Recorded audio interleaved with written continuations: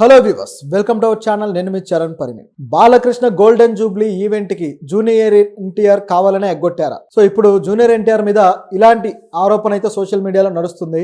ఎందుకంటే ఆయన కావాలనే ఎగ్గొడుతున్నట్టుగా ఒక సినారియో అయితే కనిపిస్తుంది అన్నమాట. ఇక్కడ మరి అది ఎంతవరకు నిజం అంటే దీని మీద ప్రచారం అయితే ఈ విధంగా జరుగుతుంది.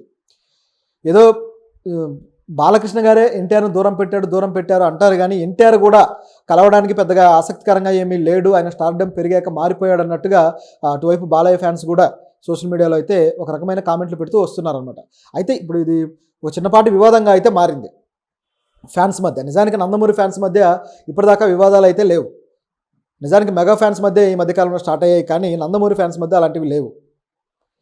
మెగా ఫ్యాన్స్లో అయితే మొన్నటిదాకా మెగా ఫ్యాన్లో నేను కూడా ఒకరిని, లేకపోతే నా ఫ్యాన్స్ కూడా మెగా ఫ్యాన్సే అని చెప్పుకున్న అల్లు అర్జున్ గారు ఎక్కడైతే వాళ్ళ మధ్య పవన్ కళ్యాణ్కి అల్లు అర్జున్ గారికి ఆ గ్యాప్ ఏదైతే వచ్చిందో అప్పటి నుంచి కూడా తన కోటరీని అలాగే తన లెగసీని వేరేగా చూపించుకుంటూ వస్తున్నారు. అదేవిధంగా తన ఫ్యాన్స్ని మెగా ఫ్యాన్స్తో సంబంధం లేకుండా ఆర్మీ అని చెప్పేసి ఒక పేరు పెట్టేసుకొని ఆయనే వాళ్ళకి సపరేట్గా ఒక క్యాడర్ అయితే ఇచ్చేశాడు. సో ఆ విధంగా వాళ్ళది నడుస్తుంది. ఆ పద్ధతిలో లేకుండా వీళ్ళు మాత్రం ఇప్పటికీ నందమూరి ఫ్యాన్స్గానే కొనసాగుతూ వచ్చారు. కాకపోతే టీడీపీకి సంబంధించిన అనుచరులు, లేకపోతే టీడీపీకి సంబంధించిన ఎవరైతే సానుభూతి పరులు ఉంటారో వాళ్ళు మాత్రం చంద్రబాబు గారి, బాలయ్య గారు ఈ వీళ్ళ వర్గాన్ని ఒక రకంగా, అలాగే జూనియర్ ఎన్టీఆర్ని ఒక రకంగా చూస్తూ వస్తున్నారు. గమనిస్తే జూనియర్ ఎన్టీఆర్ ఎప్పుడైనా రాజకీయాల్లోకి వస్తాడు అనే ప్రతిపాదన రాగానే వెంటనే ఇటువైపు నుంచి స్టార్ట్ అయిపోద్ది అనమాట. లేదు, టీడీపీలో చంద్రబాబు గారికి అసలైన వారసుడు అంటే లోకేషే, ఆయనకే ఈ సత్తా ఉంది అని చెప్పేసి కామెంట్లు చేస్తూ ఉంటారు. సో ఇది చాలా రోజులుగా జరుగుతూ ఉంది. అంటే లోకేష్ గారిని రాజకీయంగా స్టాండ్ చేయడానికి, ఒక బలమైన నాయకుడిగా తీర్చిదిద్దడం కోసం సోషల్ మీడియా ప్రోగ్రామింగ్ ఆల్రెడీ నడుస్తూ ఉంది. అయితే ప్రజలు దాన్ని నమ్ముతారా లేదా అనేది ఇక తర్వాత క్వశ్చన్. ఎందుకంటే జూనియర్ ఎన్టీఆర్ గారు ఇప్పటిదాకా ప్రత్యక్ష రాజకీయాల్లో తనదైన రాజకీయ పందతోటి దిగలేదు. మామూలు ప్రచారం చేశారు తప్పితే తనకంటూ ఒక దృక్పథం ఉందని, తన అలాంటి రాజకీయం చేద్దామని వస్తున్నానని ఆయన ఎప్పుడు ప్రకటించుకోలేదు. కాబట్టి ఆయన వచ్చేంత వరకు కూడా ఇది అసలు దీన్ని పోటీగానే పరిగణించబడదు, ఇది ఆ విధంగా నెట్టుకుపోవాల్సిందే. కాకపోతే ఒక అంశం మాత్రం కనిపిస్తుంది. టీడీపీకి లాయల్గా ఉండే పీపుల్ అనేక మంది జూనియర్ ఎన్టీఆర్కి వ్యతిరేకులే అనేది ఇక్కడ క్లియర్. ఎందుకంటే ఇక్కడ ఆ టాపిక్ వచ్చింది కాబట్టి ఇంకో కొంతమంది పేర్లు అయితే చెప్పాలి. బుద్ధా వెంకన్న గారు కూడా గతంలో ఒక నెల క్రితమే జూనియర్ ఎన్టీఆర్ గారి మీద కామెంట్లు చేశారు. జూనియర్ ఎన్టీఆర్ ఏమాత్రం టీడీపీకి వారసుడు కాడు అని చెప్పేసి ఆయన కూడా చెప్పడం జరిగింది. సో ఈ టైప్లో రకరకాలుగా కొంతమంది మాట్లాడారు. ఇదిలా ఉంటే ఇక బాలకృష్ణ గారు కూడా కాస్త నర్మగర్భంగా రాజకీయాల ప్రస్తావన వచ్చినప్పుడు మాత్రం నర్మగర్భంగా ఆయన కూడా చెప్పడం జరిగింది, రాజకీయాలు వేరు, సో ఇందులో ఎవరు పడితే వాళ్ళు వచ్చి మేము వారసులం అంటే కుదరదు అన్నట్టుగా ఆయన కూడా కొన్ని వ్యాఖ్యలు గతంలో చేశాడు. ఇప్పుడైతే కొద్దిగా ఆయన గతంలో ఉన్నంత అగ్రెసివ్గా మాట్లాడట్లేదు, కానీ ఇప్పుడు కొద్దిగా తగ్గింది, కానీ గతంలో అయితే అది మాట్లాడారు.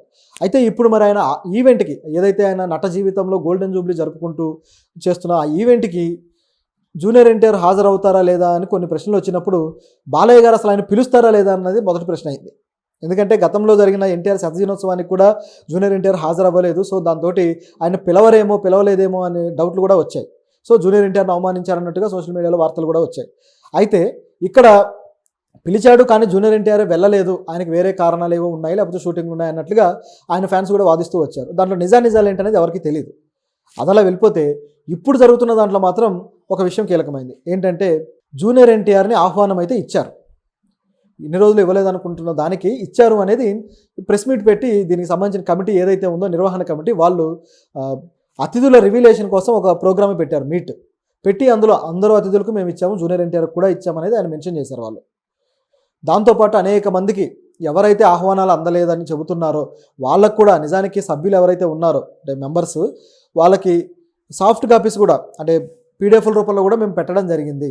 ఒకవేళ డైరెక్ట్గా హార్డ్ కాపీలు ఎవరైతే ఈ ఆహ్వానాలు అందలేదో వాళ్ళకి ఆన్లైన్లో అయినా అంది ఉంటాయి. కాబట్టి లేదంటే ఒకవేళ ఆ విధంగా కూడా అందకపోతే ఈ ప్రెస్ మీట్లో ఇప్పుడే నేను ఆహ్వానిస్తున్నానని చెప్పేసి ఆ నిర్వాహకులు మాట్లాడడం జరిగింది. అంటే పిలిచేవాళ్ళు అలాగే ఒకవేళ పిలిస్తే మిస్ అయిన వాళ్ళు అందరినీ కలిపి ఆహ్వానించడం అయితే జరిగింది. జూనియర్ ఎన్టీఆర్కి అయితే ఆహ్వానం అయితే వెళ్ళిందని చెప్పి క్లియర్గా చెప్పారు. సో ఇది ఈ విధంగా ఉంది. ఇప్పుడు వచ్చిన డౌట్ ఏంటంటే జూనియర్ ఎన్టీఆర్ వెళ్తాడా లేదా అనే డౌట్ అయితే జనాల్లో వచ్చింది. సో దీనికి ఒకరోజు ఇంకా జరుగుతుంది రేపు అనే టయాల్లో సడన్గా జూనియర్ ఎన్టీఆర్ గారు కర్ణాటకలో ప్రత్యక్షమయ్యారు. సో కర్ణాటకలో ప్రత్యక్షమవడంతో అందరికీ ఇక డౌట్ వచ్చేసింది.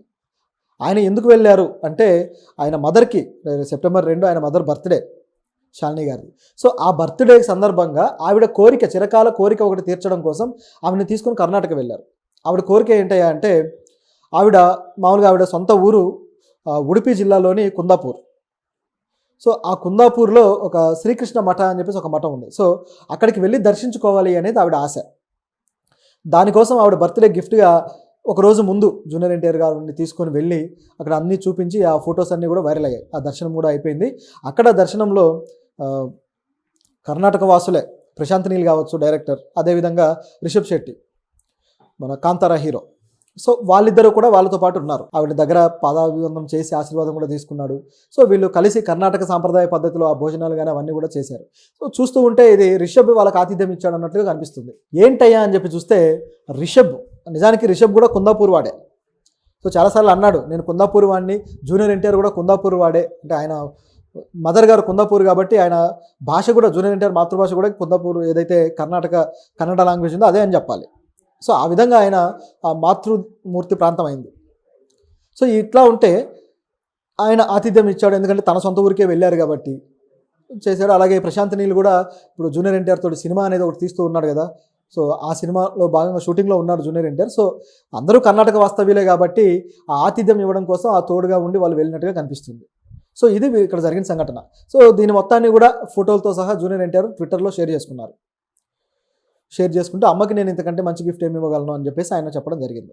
సో ఇదే ఒక యాంగిల్ అయితే, ఇక ఆయన ఇంకా హైదరాబాద్ తిరిగి అయితే రాలేదు. సో దీంట్లో వచ్చిన విషయం ఏంటంటే బాలకృష్ణ గారి ప్రోగ్రామ్, ఈ గోల్డెన్ జూబ్లీ ప్రోగ్రామ్ని ఎగ్గొట్టడానికి ఆయన ఈ విధంగా వెళ్ళాడు అని.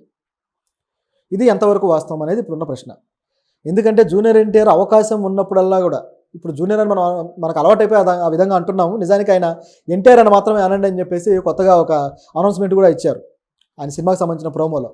కాకపోతే మనకు అలవాటు అయిపోయింది కాబట్టి జూనియర్ అని అంటున్నాం. మళ్ళీ ఇక్కడ బాలకృష్ణ ఎన్టీఆర్ టాపిక్ వచ్చినప్పుడు ఎన్టీఆర్ అని వాడితే అది సీనియర్ ఎన్టీఆర్ అనుకుంటారు ప్రజలు. కాబట్టి జూనియర్ ఎన్టీఆర్ అనేది ఇక్కడ మెన్షన్ చేయాల్సిన తప్పని పరిస్థితి. సో ఈ కుటుంబానికి సంబంధించిన మ్యాటర్ కాబట్టి. సో ఇక్కడ జూనియర్ ఎన్టీఆర్ గారు ఎప్పుడు కూడా కలవడానికి ఎక్కువగా మొగ్గు చూపుతూ ఉంటారు. అనేక సభల్లో మనం చూసాం ప్రత్యక్షంగా. అలాగే మాట్లాడేటప్పుడు కూడా మేము మా బాలబాబాయ్ గారి సినిమాలు, ఇలాంటి వాళ్ళ సినిమాలు చూస్తే ఇన్స్పైర్ అయ్యి వచ్చామని చెప్పేసి చాలా సభల్లో అన్నారు ఆయన. సో అంత ఇష్టాన్ని, అంత ప్రేమను చూపిస్తూ వస్తారు. బాలకృష్ణ గారు తెలిసిందే, ఆయన ఎప్పుడు ఏ మూడ్లో ఉంటాడో తెలియదు. ఒకసారి ప్రేమ చూపిస్తారు, ఒక్కోసారి కోపడుతూ ఉంటారు, రకరకాలుగా ఉంటుంది ఆయనది. కానీ బోలా శంకరుడు, ఆయన లోపల ఏదుంటే అదే బయటకు వస్తుంది. అయితే బయటకు వచ్చిన ప్రతిదీ నమ్మదగింది అన్నట్లుగా ఉంటుంది ఆయన వారం. సో ఇది పద్ధతి. ఇప్పుడు జూనియర్ ఎన్టీఆర్ గారు ఏమన్నా గ్యాప్ మెయింటైన్ చేస్తున్నారో చాలా కాలం నుంచి అని కనిపిస్తుంది. ఎందుకంటే రాజకీయాల్లో బాలకృష్ణ గారి ప్రాధాన్యత బాగా పెరుగుతూ వస్తూ, అలాగే లోకేష్ గారికి కూడా మంత్రి పదవులతో ఆయన ప్రాధాన్యత పెరుగుతూ వస్తుండగా వీళ్ళది ఒక సపరేట్ కూటమిలాగా తయారైపోయింది అనమాట. దాంతో హరికృష్ణ గారు చనిపోయిన తర్వాత ఈ గ్యాప్ అనేది కుటుంబంలో కొద్దిగా పెరుగుతూ పోయింది. గమనిస్తే కళ్యాణ్ రామ్ కూడా ఆయన అవకాశం దొరికినప్పుడల్లా తన కుటుంబాన్ని గురించి, బాలయ్య గారి గురించి మాట్లాడే అవకాశం ఉంటుంది. కానీ ఈ మధ్యకాలంలో మాత్రం అటువంటిది కళ్యాణ్ రామ్ కూడా చేయలేదు. సో సపరేట్గా ఈ అన్నదమ్ములే ఎక్కువగా మీటింగ్స్ కానీ, లేకపోతే సభలు కానీ, ఇట్లా సినిమా ప్రీ రిలీజ్ ఈవెంట్లు కానీ, ఇవన్నీ కూడా వీళ్ళిద్దరే స్టేజ్ షేర్ చేసుకుంటూ వస్తున్నారు. సో ఒక డౌట్ వచ్చేసింది అనమాట, వాట్ హ్యాపెన్ బిహైండ్ అని చెప్పేసి. ఇక్కడ గమనిస్తే జూనియర్ ఎన్టీఆర్ గారే వాంటెడ్గా కొంచెం గ్యాప్ మెయింటైన్ చేస్తున్నారేమో అనిపిస్తుంది. ఎందుకంటే రాజకీయంగా ఆయనని వారసుడు కాదు అని చెప్పి అటువైపు ఆ టీడీపీ వర్గాలు తొక్కిపట్టే ప్రయత్నం చేయడము, ఆయన మీద ఒక నెగిటివ్ ప్రాపగాండా అనేది చేస్తూ వస్తున్నారు అనేది క్లియర్గా తెలుస్తుంది.